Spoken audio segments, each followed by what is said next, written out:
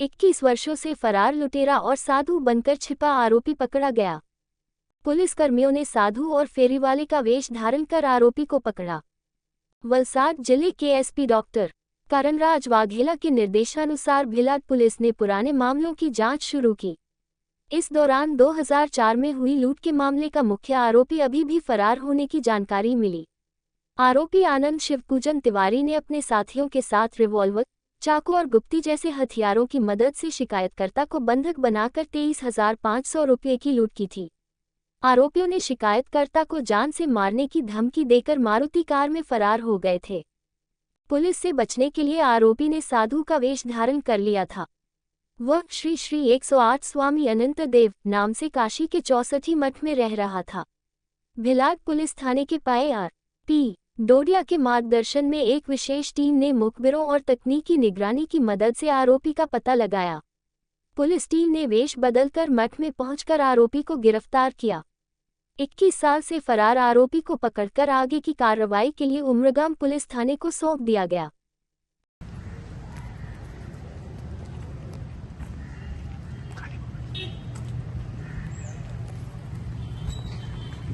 આજથી 21 વર્ષ પહેલાં જ્યારે ભીલાડ ઉમરગામ પોલીસના વિસ્તારમાં આવતું હતું ત્યારે 2004ની અંદર 64/2004 એક આર્મ્સ એક્ટ વિથ ધાડનો ગુનો દાખલ કરવામાં આવ્યો હતો, જેમાં 4થી વધુ આરોપીઓ સંડોવાયેલા હતા।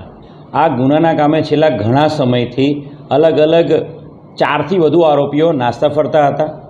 આ આરોપીઓ જે છે 4, એમાંથી 2 આરોપીને આજથી 3 મહિના પહેલાં એસઓજી પોલીસને પકડી પાડવામાં સફળતા મળી હતી અને ભીલાડના પીએસઆઈ રોહિત ડોડિયા એમણે જે જૂના જે 2 આરોપી પકડાયેલા હતા એમની પૂછપરછમાં જે અન્ય નાસ્તો ફરતો આરોપી જે આનંદ તિવારી છે એના બાબતે પાક્કી હકીકત મળેલી હતી અને એ હકીકતના આધારે ટેકનિકલ ઇન્ટેલિજન્સ અને હ્યુમન ઇન્ટેલિજન્સ ડેવલપ કરતા આ આનંદ તિવારી નામનો માણસ છે એ બનારસ, કાશી બનારસ ખાતે શ્રી 108 સ્વામી અનંતદેવના નામથી એક આશ્રમ ચલાવીને ત્યાં રહેતો હોવાની ચોક્કસ હકીકત મળી હતી।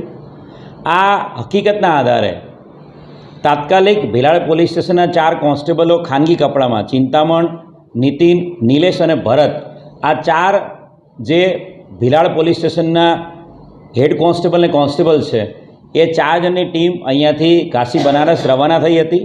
સતત 3 થી 4 દિવસ સુધી એ લોકોએ ત્યાંના વિસ્તારના કાશી બનારસના લોકોની જેમ ત્યાં જે દર્શન કરવા અને ત્યાં જે લોકો આવે છે એમની જેમ ગમછા પહેરીને સાદા કપડામાં, સાદા ચપ્પલમાં દાઢી વધારીને એ લોકો 3-4 દિવસ ત્યાં રોકાયા હતા અને આ સ્વામી આનંદદેવ છે જે ઉર્ફે જે ઓરિજિનલ આનંદ તિવારી એ આરોપી છે એની વિસ્તારમાં વોચ રાખી હતી અને ચોક્કસ હકીકત આધારે એ આરોપી જે છે આનંદ તિવારી એને પકડી પાડવામાં ખૂબ મોટી સફળતા મળી છે।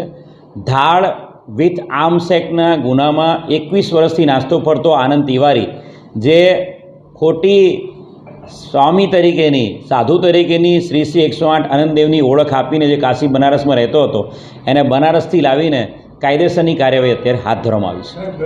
જે આરોપી પકડાયો છે આપણે ત્યાં 21 વર્ષ જૂના ગુનામાં વોન્ટેડ આરોપી પકડાયો છે, એટલે 21 વર્ષ દરમિયાન એનો કોઈ બીજો ગુનાહિત ઇતિહાસ એ ICGS પોર્ટલ ઈ ગુજકો પર પણ ચેક કરવામાં આવશે। સાથે સાથે આ વ્યક્તિ જે છે આનંદ તિવારી એ કાશી બનારસમાં કેટલા ટાઈમથી સેટલ છે અને ઉત્તર પ્રદેશમાં એના કોઈ ગુનાઓ છે કે નહીં એ બાબતે ઉત્તર પ્રદેશ પોલીસ સાથે લેખિતમાં કોરસ્પોન્ડન્સ કરીને વિગતો માંગવામાં આવી રહી છે। ના, એણે સંઘર્ષ નહોતો કર્યો, પણ ધાર્મિક એક માણસ પોતાની ઓળખ આપીને રહેતો છે એના કારણે થોડીક અમને લોકોને ત્યાં એને આરોપીને પકડીને ત્યાંના જે આશ્રમના અન્ય લોકોને સમજાવવામાં એમાં અમને તકલીફ પડી હતી કે આ વ્યક્તિ છે એ પોતે આરોપી છે અને એ ધાડ અને આર્મ્સ એક્ટના ગુનાનો આરોપી છે। આપણી પાસે પાક્કા પુરાવા છે અને એ હકીકત જાણ્યા બાદ પછી એ લોકોએ અમારી સાથે કોઈ સંઘર્ષ કર્યો નહોતો।